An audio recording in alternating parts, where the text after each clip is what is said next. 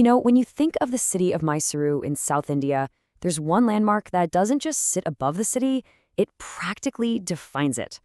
Today, we're heading up the famous Chamundi Hill to explore the incredible Chamundeshwari Temple. So here's a wild thought to kick things off. A city that's world famous for its beautiful royal palaces actually got its name from a fearsome buffalo demon. And the whole story, the entire legend, unfolds on the very hill we're about to climb. So, here's our game plan. First, we're going to cover the journey up the hill itself. Then, we'll dive into the epic myth of the demon's last stand. After that, we'll step inside the stunning royal shrine. And finally, we'll wrap it all up with everything you need to know to plan your own trip. Okay, let's start with the ascent. Look, whether you're a devout pilgrim or just a curious traveler, getting to the temple is an experience all on its own. It's a journey that starts way before you ever see the temple gates. So what's this number all about? For centuries, this is what has separated the city down below from the goddesses above. 1,008 stone steps, all carved right into the hill. We're talking a journey of pure devotion and, let's be honest, some serious physical effort. Now, you do have options. You can take the ancient pilgrim's path with its 1,000+ steps, or you can hop in a car and take the modern road. It's a winding, 13-kilometer scenic drive right from the middle of Mysore. Both will get you there and both have amazing views, but they are completely different experiences.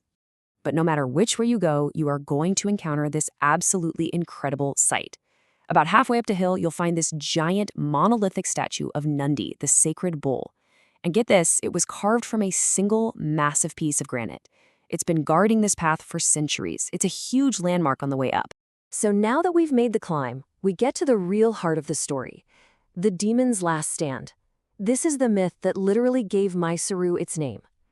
As you get close to the temple complex, this is who greets you, this really striking statue.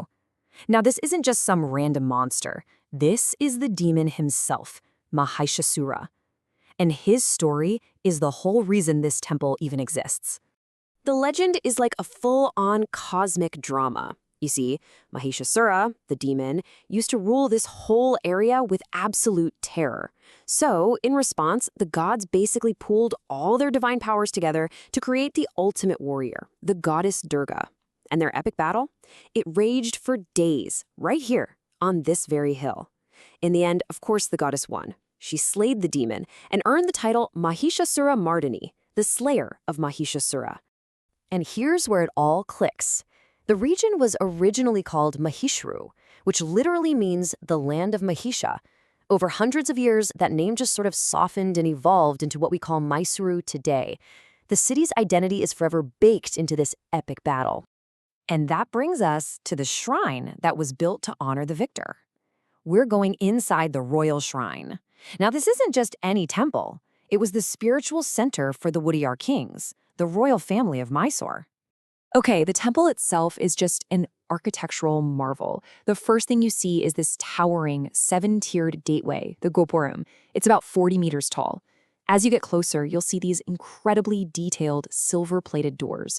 And then inside, in the main sanctum, is the shining golden idol of the goddess. All of this beauty is thanks to the Wodeyar dynasty, who made Chamundeshwari their personal royal deity. You see, the royal family didn't just donate money to the temple. They wove it into the very fabric of their kingdom. By making Chamundeshwari their Kuladevi, their royal protector, they basically turned this hilltop shrine into the spiritual and symbolic heart of their entire realm. All right, let's get practical. If you're feeling inspired and are thinking about visiting, we've got you covered. Here is everything you need to know to plan your trip. First up, the hours. The temple is open in 3 different sessions. You've got 7:30 a.m. to 2 p.m., then it closes for a bit and reopens from 3:30 to 6 p.m., and then there's a final evening session from 7:30 to 9 p.m. So yeah, just make sure you plan around that afternoon break. So when's the best time to actually go? Well, winter, from about November to February, is definitely your best bet for really nice weather and clear skies. But the monsoon season has its own kind of magic, with all the lush greenery and mist. And even though summer is hot, the hilltop is always a little cooler than the city down below. And finally, a few pro tips for you. If you want to save some time, you can choose between the free general line or buy a paid special entry ticket. Definitely bring water with you, especially if you're taking the steps. For the best views and cooler weather, try to go either early in the morning or right around sunset.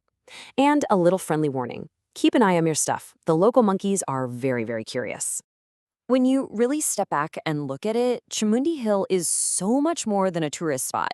It's this powerful meeting point of myth, the story that named a city, monarchy, the royal family that built a spiritual center, and geography, the physical hill that just dominates the entire landscape.